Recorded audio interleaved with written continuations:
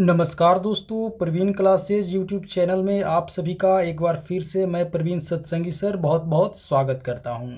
दोस्तों, आज की एक और वीडियो हम लेकर आ गए हैं बिहार पुलिस कांस्टेबल 2025 परीक्षा के लिए अति महत्वपूर्ण सामान्य ज्ञान, सामान्य विज्ञान तथा हिंदी के प्रश्नों का।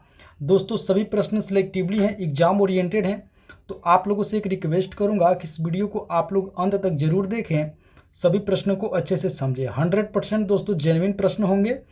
तो आइए वीडियो को शुरू करते हैं। पहला प्रश्न है, भारत के कार्यकारी प्रधान कौन होता है? सही उत्तर होगा ऑप्शन बी, प्रधानमंत्री। जी हाँ दोस्तों, भारत के कार्यकारी प्रधान कौन होते हैं?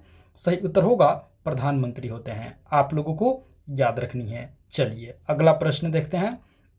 अगला प्रश्न है, हाइड्रा में क्या नहीं पाया जाता है? दोस्तों, बतानी है कि हाइड्रा में क्या नहीं पाया जाता है। सही उत्तर होगा ऑप्शन ए, मस्तिष्क। जी हाँ दोस्तों, हाइड्रा में मस्तिष्क नहीं होता है। आप लोगों को याद रखनी है, ऑप्शन ए हमारा सही उत्तर होगा। चलिए अगला प्रश्न देखते हैं। अगला प्रश्न है, भारत का प्रथम तेल शोधक कारखाना कहाँ स्थित है? दोस्तों, बतानी है कि भारत का प्रथम तेल शोधक कारखाना कहाँ स्थित है। तो सही उत्तर होगा ऑप्शन सी, डिगबोई। जी हाँ दोस्तों, डिगबोई असम में स्थित है। दोस्तों, भारत का प्रथम तेल शोधक कारखाना आप लोगों को याद रखनी है, ऑप्शन सी, डिगबोई असम राज्य में स्थित है। चलिए अगला प्रश्न देखते हैं।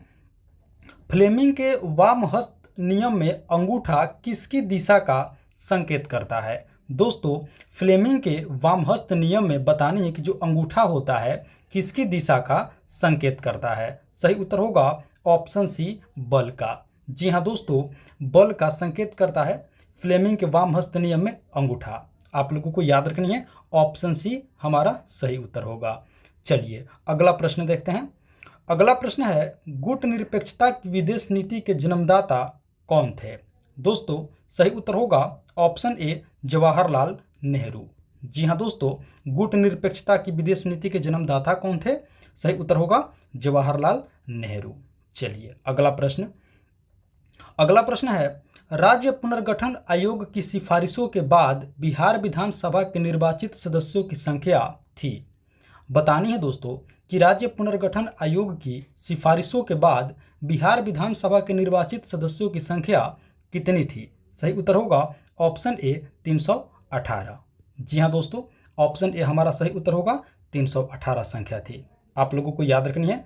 चलिए अगला प्रश्न, एक दीक्षांत भाषण नामक रचना के रचयिता हैं। बतानी है दोस्तों कि एक दीक्षांत भाषण नामक रचना के रचयिता कौन हैं? तो दोस्तों, इसका सही उत्तर होगा ऑप्शन बी, हरिशंकर परसोई। जी हाँ दोस्तों, ऑप्शन बी हमारा सही उत्तर होगा हरिशंकर परसोई।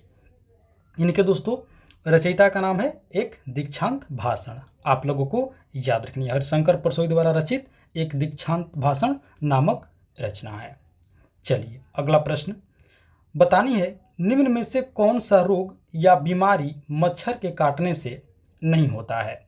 दोस्तों, बतानी है कि इनमें से कौन सा रोग या बीमारी दोस्तों मच्छर के काटने से नहीं होता है। सही उत्तर होगा ऑप्शन ए, इबोला या हेमरेजिक बुखार। जी हाँ दोस्तों, इबोला या हेमरेजिक बुखार जो होता है ये मच्छर के काटने से नहीं होता है। आप लोगों को याद रखनी है, वायरस के माध्यम से फैलने वाली यह बीमारी है दोस्तों, जिसका नाम है इबोला या हेमरेजिक बुखार। बाकी तीनों मलेरिया, डेंगू और चिकनगुनिया, तीनों बीमारी दोस्तों मच्छर के काटने से होता है, लेकिन इबोला हेमरेजिक बुखार मच्छर के काटने से नहीं होता है। सही उत्तर होगा ऑप्शन ए। आइए अगला प्रश्न देखते हैं। अगला प्रश्न है, पारसेक निम्न में से किसका मात्रक है? दोस्तों, बतानी है कि पारसेक किसका मात्रक है। सही उत्तर होगा ऑप्शन सी, दूरी लंबाई का। जी हाँ दोस्तों, पारसेक दूरी का मात्रक है। आप लोगों को याद रखनी है, ऑप्शन सी सही उत्तर होगा।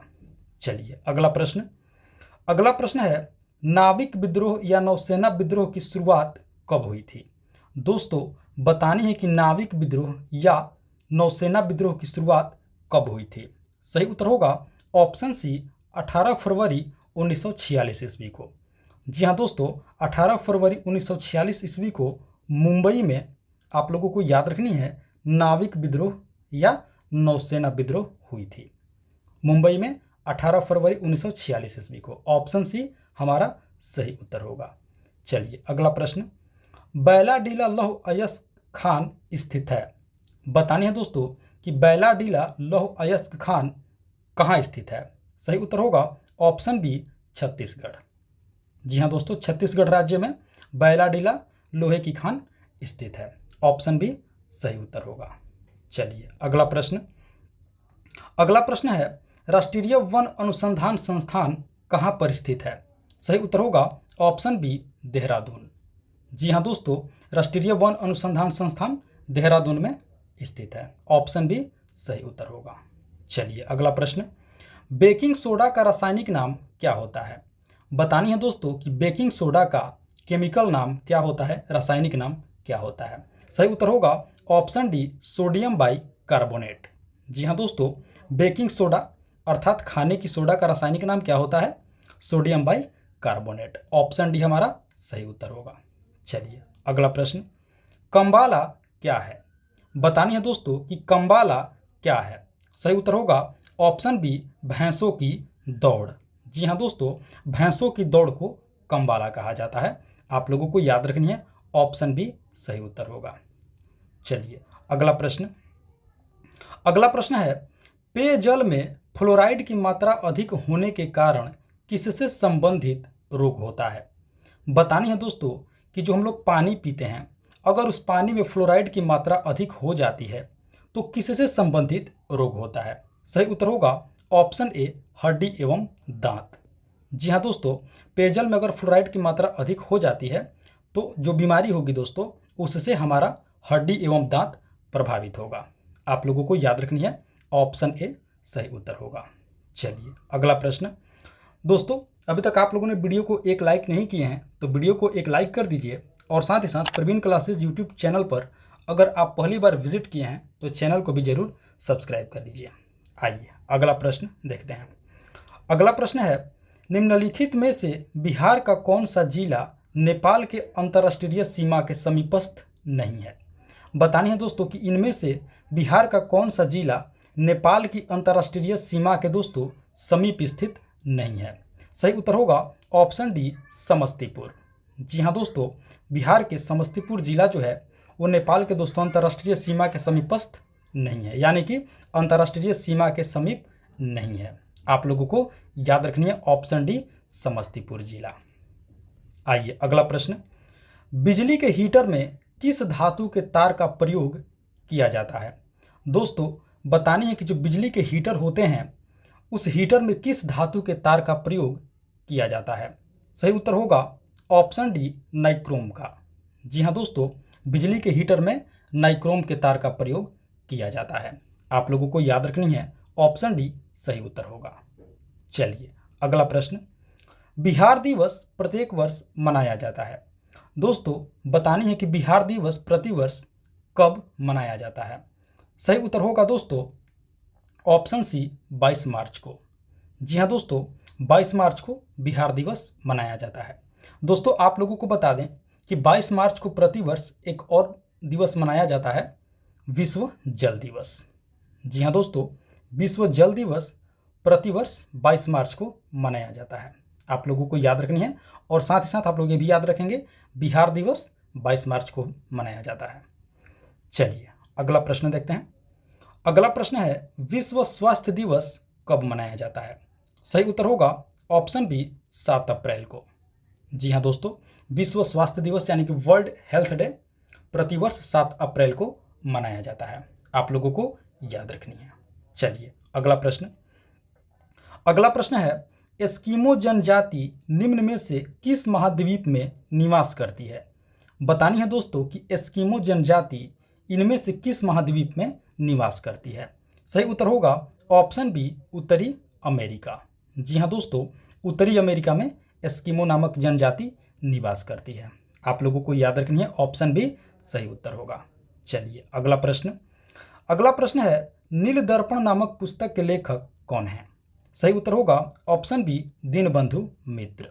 जी हाँ दोस्तों, दीनबंधु मित्र नील दर्पण नामक पुस्तक के लेखक हैं। ऑप्शन बी सही उत्तर होगा। चलिए अगला प्रश्न, अगला प्रश्न है, जाइलम का प्रमुख कार्य क्या होता है? दोस्तों, बतानी है कि जाइलम का प्रमुख कार्य क्या होता है। तो जाइलम का प्रमुख कार्य होता है पौधों में जल संवहन करना।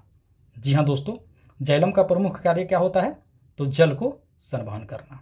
ऑप्शन ए हमारा सही उत्तर होगा, आप लोगों को याद रखनी है। तो दोस्तों, ये थी हमारी आज की बिहार पुलिस कांस्टेबल 2025 परीक्षा के लिए अति महत्वपूर्ण सामान्य ज्ञान, सामान्य विज्ञान तथा हिंदी के प्रश्नावली वीडियो।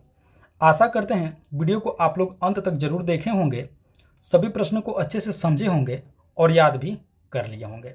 तो दोस्तों, आप लोगों से एक बार फिर से रिक्वेस्ट करूंगा कि वीडियो को एक लाइक कर दीजिए और साथ ही साथ इसी तरह का अति महत्वपूर्ण प्रश्नावली वीडियो प्रतिदिन देखने के लिए हमारे चैनल प्रवीण क्लासेस को आप लोग जरूर सब्सक्राइब कर लें। तो दोस्तों, मिलते हैं एक और मोस्ट इंपॉर्टेंट टॉपिक वीडियो लेकर के। तब तक के लिए आप सभी का बहुत बहुत धन्यवाद। जय हिंद दोस्तों।